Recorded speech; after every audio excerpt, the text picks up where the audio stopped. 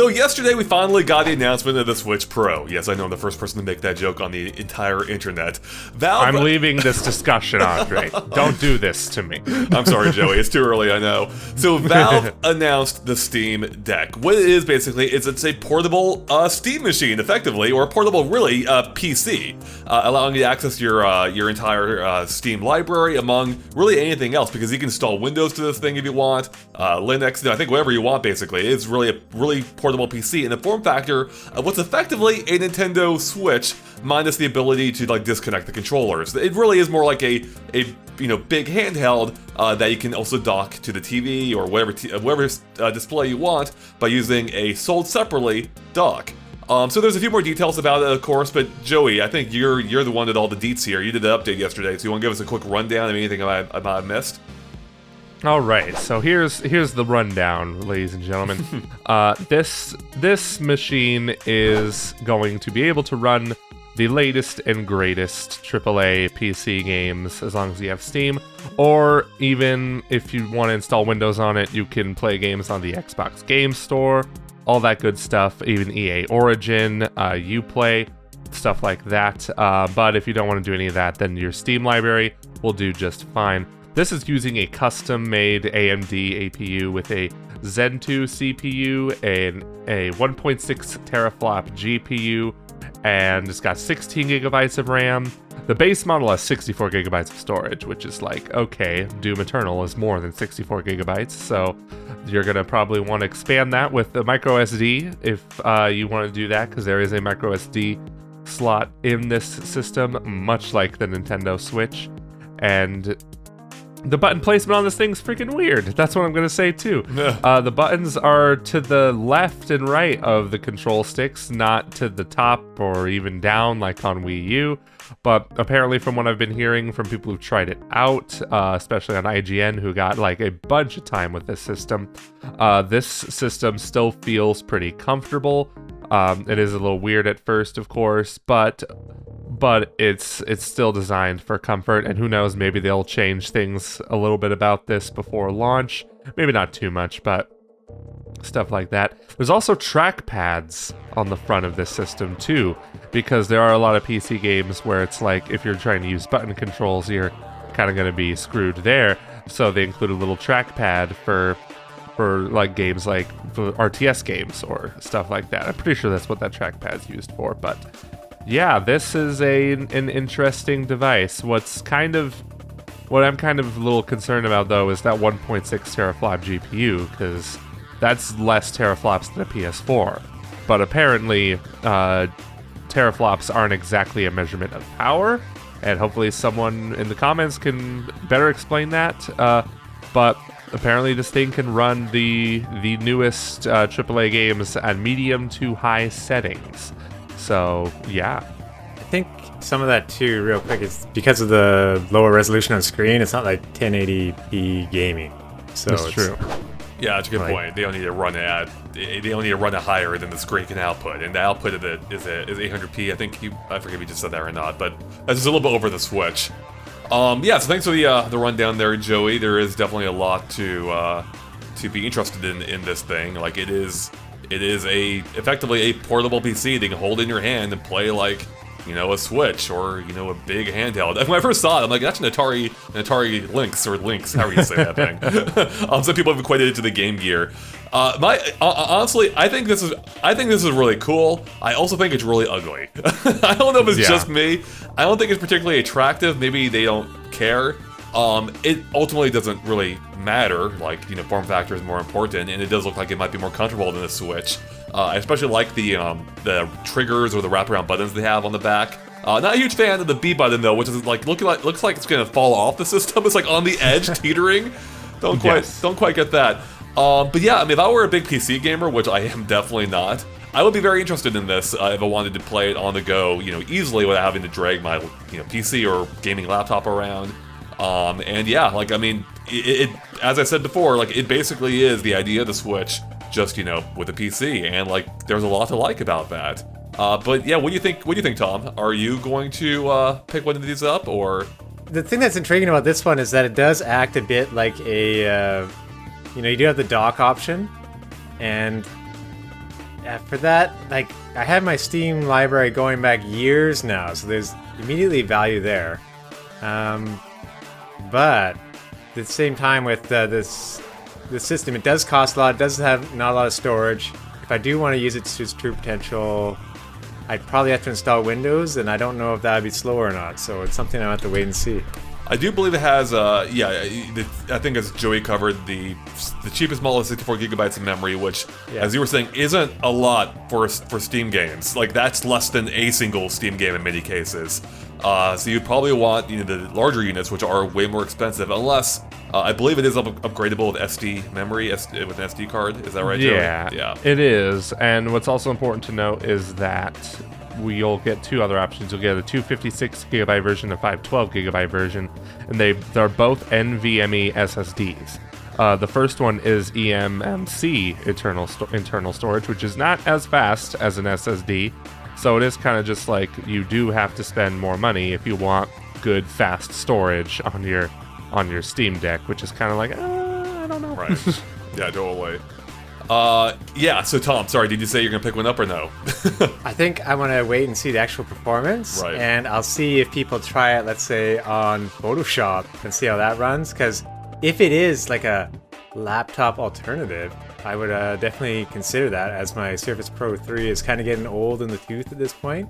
So even if I did pick up the largest, the most expensive model, that's a lot less than a new Surface, for instance. And it is pretty portable to like bring along to the cabin. I can bring it along with the monitor or whatever. It'd be easy to play on airplanes when that happens again. So it's something I'll consider, seeing the neat dock options at this point, and the ability to install anything on it. I think that's the most appealing thing about it, is like it is just straight up a PC, so you could theoretically just use it as your laptop, assuming you have something to dock it to if you want a bigger screen. But yeah, that's nice, that's handy. But what do you think, Joey? I'm gonna wait to see how long Valve supports this thing, because let's talk about that real quick. Valve loves to make ideas like this and then drop them like a year or two later, just out of the blue. Like Steam boxes, I don't even know how long Steam boxes were a thing, or even how successful they were, but I know they stopped supporting them like real quick. Same with the Steam controller. You can't find a Steam controller anymore because they don't make Steam controllers anymore. There's also the Steam Link, which you basically hooked up to your TV and you could play your PC games through streaming, pretty much, as long as you're in the same room. Not the same room, but like as long as you're in the same like house or something. Can't buy that anymore. And they're still making Valve indexes though, I believe. I don't know about HTC Vives.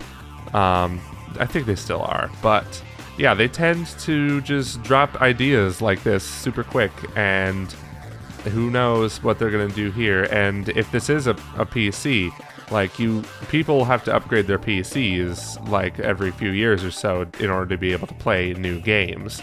So if that's the case, I feel like the Steam Deck would kind of lose its steam. I know I'm the first one to make that joke. Especially among us, even. Yeah, exactly. There's an imposter among us. But anyway, I'm not sure exactly how this is going to turn out, so I really do want to wait and see. On that note, though, I feel like Gabe Newell has kind of admitted that, or knows about it at least, saying how they're in this for the long term, trying to get around that. Like, the price point, which is less of a premium price point compared to their VR headsets, and saying that they're in it for the long term. It's just, for them, I think it's just another way to get more people playing Steam more often, and even if they play other platforms on it, just a way to get more people gaming in general, which in Valve's eyes is a good thing. So it'll be interesting to see if those are just words or truly actions in the long term. Yeah, that's what I'm saying. That's what I'm thinking. Like, I'll believe it when I see it, Gabe. If this doesn't deliver, let's make a deal. If this doesn't deliver, Gabe, you have to give us the next Half-Life. Then it can't be on VR. Oh man, you gotta play Half-Life, Alex. It's so good. It's good in VR, though, Joe. I bought it on Steam, but I still need to play the other Half-Life games before I jump into that. Oh yeah, I think aren't there like VR mods for them? In any case, yeah, definitely play it at some point. Yeah, I mean, that is kind of like the big question. I think kind of ties into another question that I definitely want to address, and maybe now might be a good time to bring it up, is, one, is how successful is this going to be? And two, is this actually going to be a Switch competitor? Because Twitter went wild yesterday, being like, oh, I'm gonna, goodbye Switch, here's the new one, as I joked earlier, as everyone joked earlier, it's a Switch Pro, and the timing is unfortunate for Nintendo. Like, everyone was expecting a Switch Pro, we didn't get it, we just got a marginally upgraded, only in a form factor, really, only in terms of everything but the horsepower, with the Switch OLED, but now we have this actual, significantly more powerful system than the Switch. That should be noted. This is significantly more power than the Switch, currently is, so we can play, presumably far better looking games. Plus, far more games too. We can play your entire, I imagine most of your Steam library, whatever can work on this thing. And yeah, that's a lot of games out of the gate. But again, is it going to compete with the Switch? It has a similar form factor. But do we think it actually could pose some actual competition to Nintendo? Well, competition in this industry is it's a spectrum more than it is is there competition or is there not? Like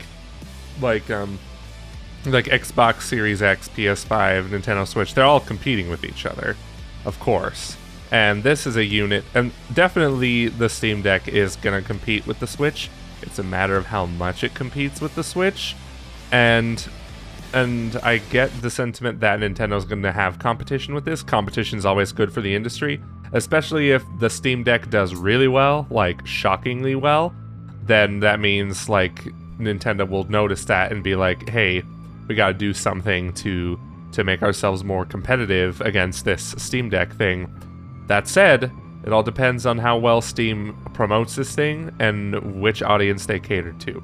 Because right now, I don't think this caters to the Switch, the general Switch market. There is the Switch market, to me, it is a mix of the hardcore Nintendo fans, of course, but I don't think it's the hardcore Nintendo fans that are the reason the Switch is so successful.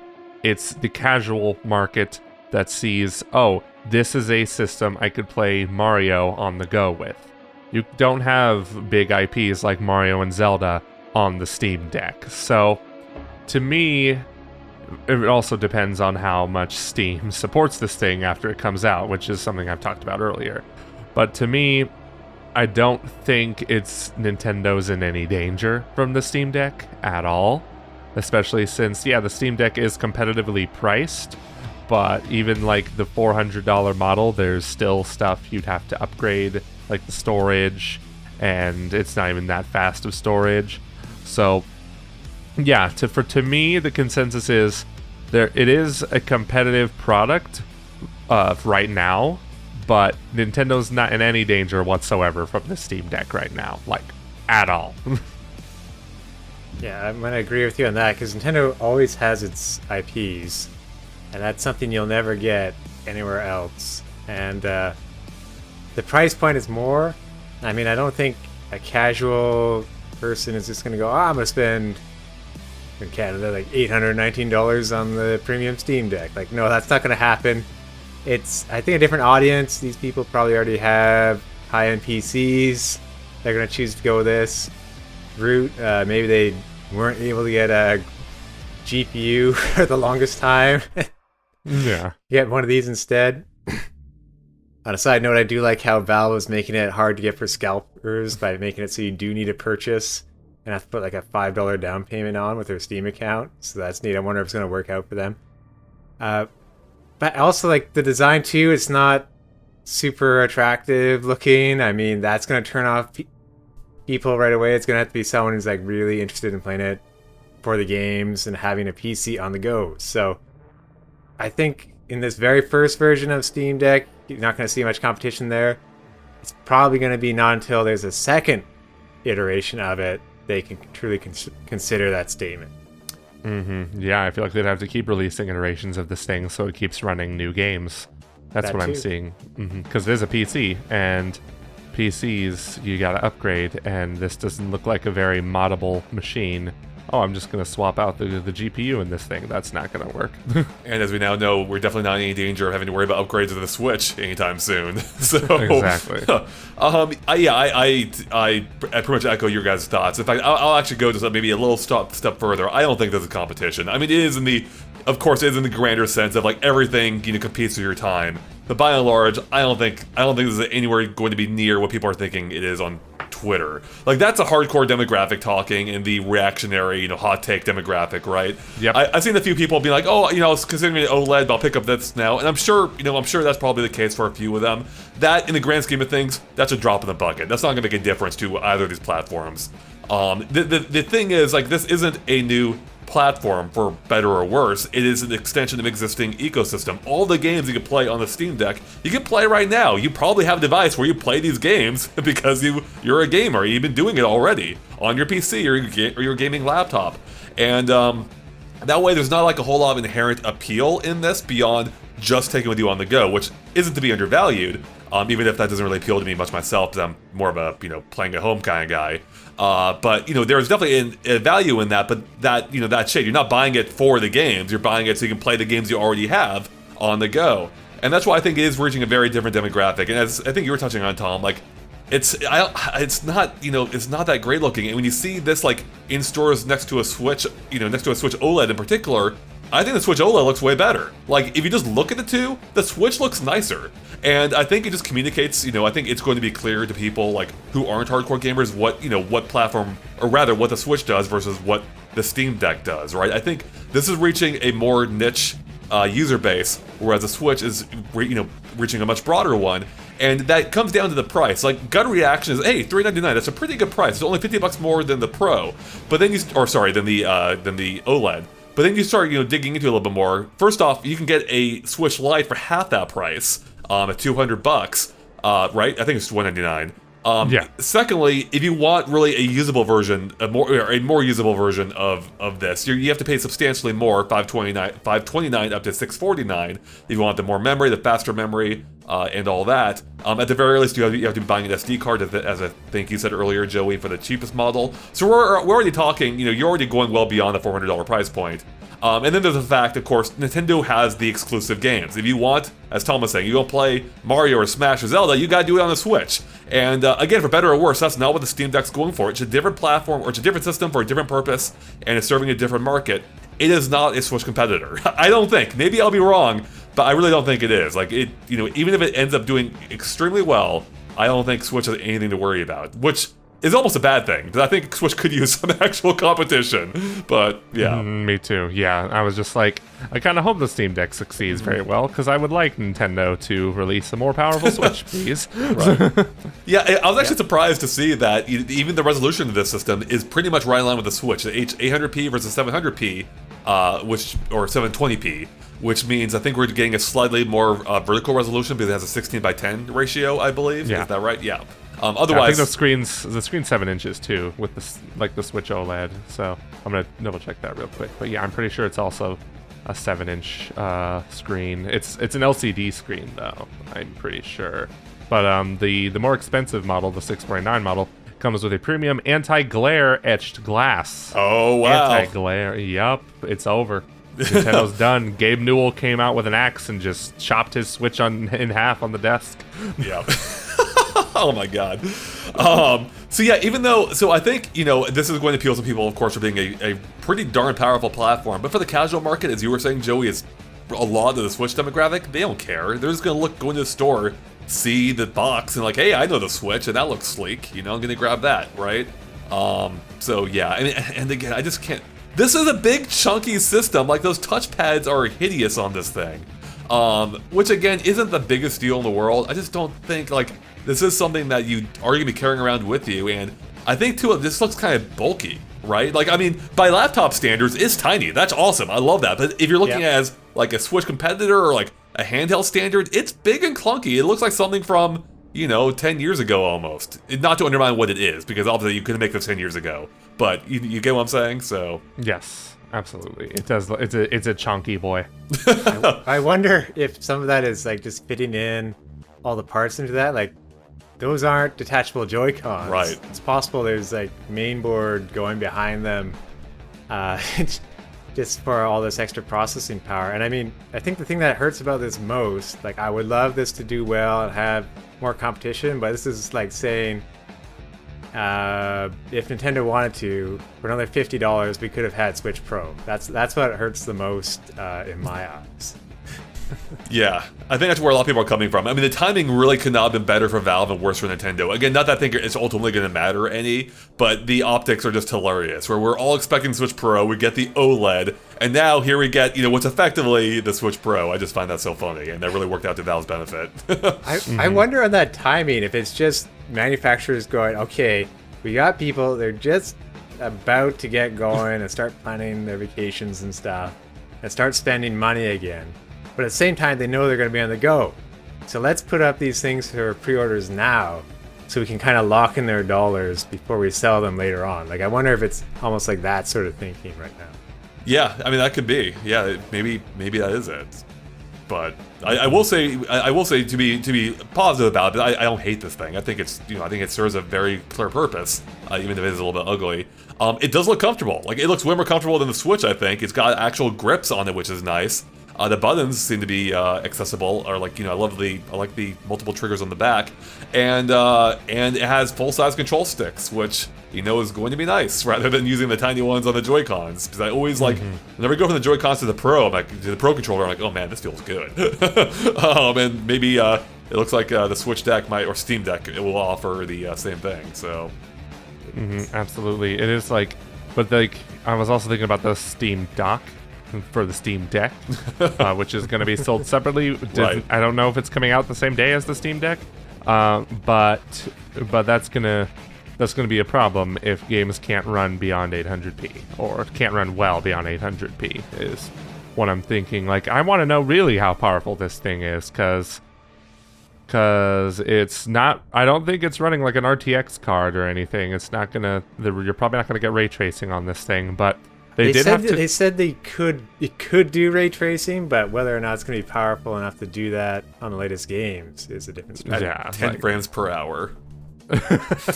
Wow, that is slow. Start us up next, baby.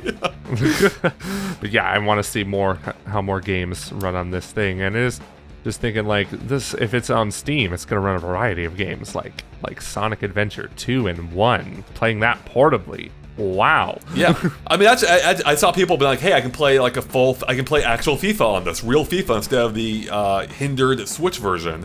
And yeah, that can't be understated. Like, you have access to a massive library. Now, we don't fully know how well all of it's going to play, but presumably most of it is playable on this platform, and that's awesome. Like, you already. Even though it doesn't have exclusives, like, it has access to every game you already own on Steam, and that's a lot probably for most people. And even beyond that, it doesn't have to be a Steam game. It can be other games too, if like off the Epic Store, which was confirmed to, I believe, work on this.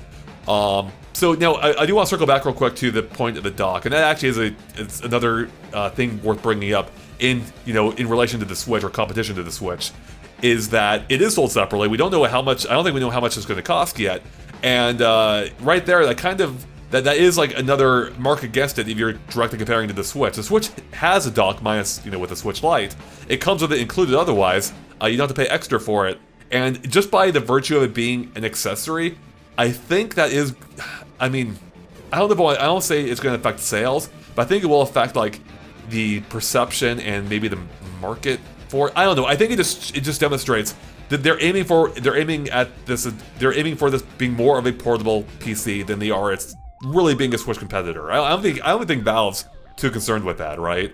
And especially, if you have to pay more for it, that's going to raise that price again on the base model even. So, yeah. Anyways, that's where I stand. That's a good point. I mean, it's not like trying to do both things at once. It's just trying to be a handheld, and they're going to have that option in there, but probably like they won't have a ton of docks for sale. Like, it's going to be a niche product for like what could be a niche product. Right. I do like the design of the dock though. Like, it's super minimal. You can see the entire screen. I don't know if do we know if the screen's usable while it's docked? I don't know if we've seen that. Can you get dual screen action on this baby? I thought I saw a video that they sent us on PR where somebody was playing the system. I don't know if it was like on the dock or if it was just mounted with the USB-C port plugged into their monitor. I need to check that. You're probably seeing it on screen right now. Yeah. Listeners, viewers. But yeah, that's actually... Oh, here it is. Yeah, it looks like the screen can also be used at the same time. There we go. We can get our indie Nintendo Land spin-off on this thing. Yeah, but it's important to know it's not using... This video right here is not using the dock. It's using like a little mount piece. And the Steam Deck is being plugged into the monitor via, like, I think it's USB-C port. Do we cover the battery life, by the way? Isn't it like 2 to 8 hours or something? It is 2 to 8 hours. That is such a massive range. It really goes to show, just like, it's going to depend on what games you're playing. I mean, the Switch itself already has a fairly big range, at least where it did. Seems like a pretty limited range compared to this now, where it's just all over the place. But yeah, that is, at the top end, that is actually better than the Switch, I believe. Or no. What's the Switch at now? Is that 9 hours, I think, at most? Or... No, it's less than that, I think. I don't know. I forget. I had the first Switch, so my battery sucks. Yeah, same here. Yeah, but anyways, that's actually pretty respectable. 2 hours less, though, of course. But yeah, I mean, that's still, like, the fact you can play, you know, Crisis on this... I guess you play Crisis on the Switch now, too. But, yes, you can.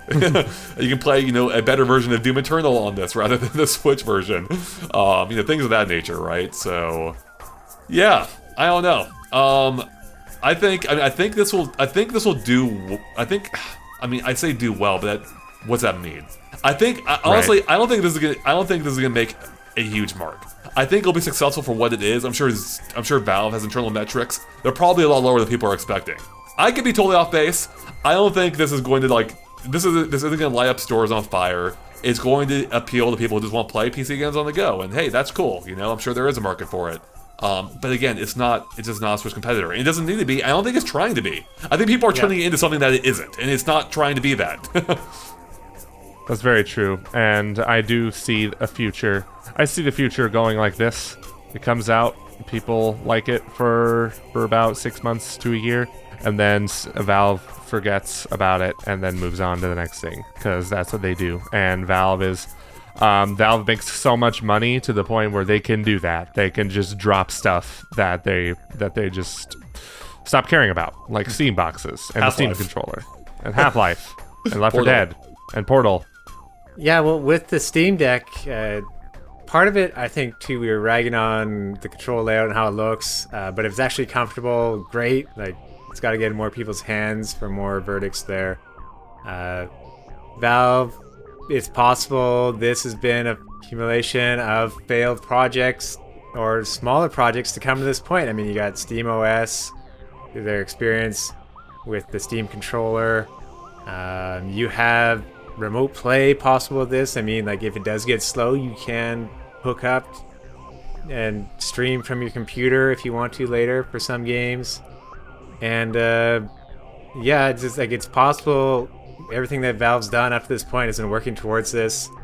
And also that Steam is really huge. So as much as we think it's going to be a small thing, like, there's a giant worldwide market out there for Steam products. So I think it is possible it will sell out on their site the quantities that they have available. Yeah. That's a good point. I mean, I think it's something that this is doing that I think other Valve devices haven't, like the controller or the Steam machines, whatever, is that it is exciting inherently. Like, people are excited by it. You know, whether or not it's going to turn into a massive success, I think people like the idea of it. You know, being able to properly play your entire library on the go. That's cool. That's awesome. And I think too, even though Steam or Valve has a history of dropping their products, I think they'll stick in. I think they'll stick with us for at least a second generation. I think we'll get at least one more model, especially because that'll give them a chance to really, like, refine this one. You know, make it sleeker, make it more powerful. Maybe they can work on that price a bit. You know, who knows? But I think we'll get at least one more version before they drop it, if they, you know, assuming it's not a huge success out the gate, which it may be, and maybe they'll keep it going forever. It could just be a new platform that's just, yeah, perpetually here now, you know? But yeah, we'll see. You know, maybe it'll surprise us all, but yeah. Half-Life Go. Oh my god, that'd be amazing. You go around, like, collecting little crabs. Yeah, head crabs, yeah. Walk around your city. I love it. There's like little crates that show up, virtual crates, and you just bash them with the crowbar. You swipe man. across them. Oh my god! Why isn't there a version of Ninja Fruit with Half-Life's crowbar and head crabs flying at you? Oh man, somebody make that in Game Builder Garage, please. Yes, please do. Yeah, someone already made Half-Life 2 in it. Just rework that engine and make it work with Fruit Ninja. Yes, please. All right, everyone. Any final thoughts that we haven't touched on yet on the Steam Deck? Not really. We've covered all bases here. It's just like, will it, won't it succeed? We'll have to wait and see. I forget. Did you say you're picking one up, Joey, or no? No, I'm not. Okay. I'm waiting until they decide to drop it or not drop it. Right. So I'm waiting, and this being related to PC has a great chance to iterate and keep improving at a rapid pace compared to consoles. Yeah, that's a good point. This will probably get a few more system updates than the Switch does. So, yeah, we'll see. I mean, yeah, it's just gonna be interesting to see what happens. Like I actually do hope that is a success. And even if I don't think it'll end up being a Switch competitor, hey, if it does, even better. I think it's better for everyone. Because right now the Switch is definitely just dominating and is in no real danger of falling behind right now, as is clearly the case being made by the Switch OLED, which is a very much more modest upgrade than I think anyone is really expecting. So yeah, anyway, everyone, that's our discussion on the Steam Deck. A cool little device that's a little ugly, but has promise. So let us know what you think in the comments below, though. We'd love to hear your thoughts. Are you gonna pick up a Steam Deck yourself? Post and let us know. Otherwise, of course, keep it locked on GameXplain for tons more on the Steam Deck in the future and everything else Nintendo as well, everything else Switch related, everything that isn't Steam Deck related. And yeah, click the videos on the right for more related videos you may find interesting. With that, we'll catch you later. Bye, everyone.